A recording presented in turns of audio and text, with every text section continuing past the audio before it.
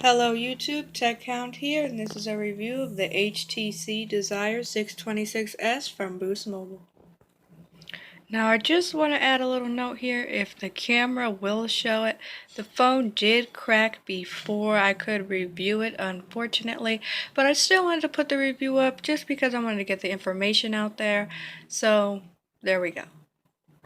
Starting off with the design of the phone, we have a 5 megapixel front facing camera. We have a LED notification light right there. On the bottom we have our HTC logo on the glass, and on this white bezel we have a speaker. Turning the phone around, we have our HTC logo, an 8 megapixel camera, a microphone, and an LED flash. On the top of the phone we have a 3.5mm headphone jack, and on the bottom we have our USB/data cable port, and we have a 5-inch HD IPS display here, I believe. I will have to look that up. I'll put a note here, or I'll put it in the description if that was wrong, but I will check. I believe it is though. Now, this phone does have HTC's regular, things they add to their phones, like blink feed. Now, blink feed does lag sometimes, but not a lot. If anyone knows, can you please put in the comments if you can change the scrolling option to like swiping, because I'm used to using regular Android phones, Nexuses, LG phones, things like that, so like this is weird. So I need to know if anyone knows if you can change this to swiping, because it's weird scrolling. Now I do like some of the features that they did put here though, like where you can sort the apps from most recent. I like that. Then I can use the apps that I mainly use first, and then as soon as I go here I can just get the apps that I mainly use instead of all the other apps if it's just in a order. Well, I guess you could do that with custom too, but it is nice to just automatically put it there.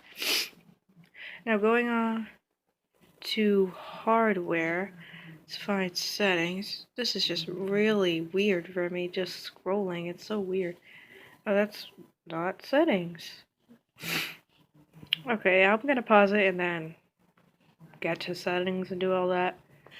Now, as you can see, this phone has an Android version 5.1. I think it is .1, but it doesn't show it, so it might not be 5.1.1. And it will not let me click it. That is strange. Wow, that's weird. Anyway, we have your software version there, hardware version.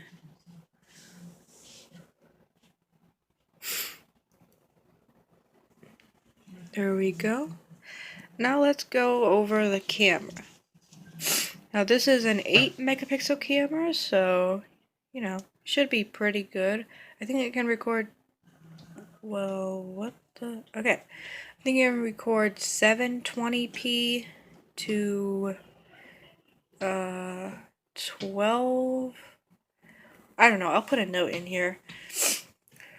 I forgot to read up about this first. Okay, well, let's just take a picture of something. Here, let's take a picture of this to see how this camera is. Now there are some, I know this has some different modes on it.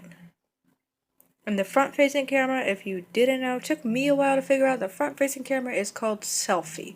When you go here, I believe, it's called selfie.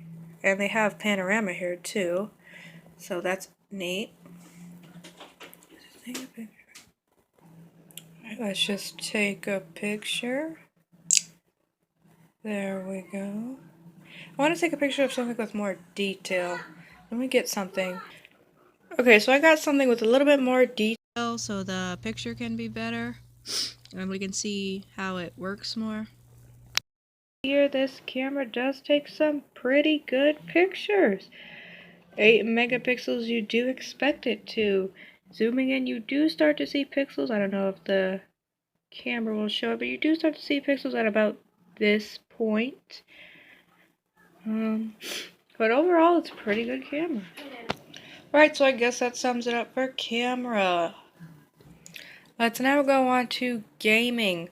Like I said with, I believe it was the LG Stylo, this phone is good with, basic gaming, but I wouldn't suggest it for hardcore gaming or anything like Call of Duty or anything like that. But, this phone is pretty good with gaming. So to demonstrate, I have Subway Surfers here. I'm gonna just exit that. Okay, I have Subway Surfers here to show that games where you just swipe and tap work pretty good on here. Not very much lag, as you can see. None so far. Alright, there was some lag swiping.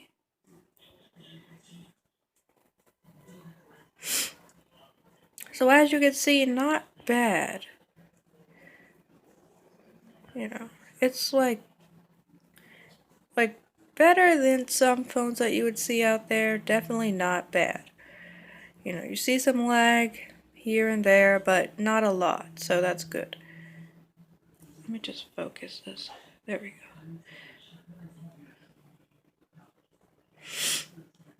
So, pretty good overall. Now for the speaker, it isn't bad. I mean, it's not horrible, but it isn't, overly great. It's good though. Here, let's just play. This is all the way up.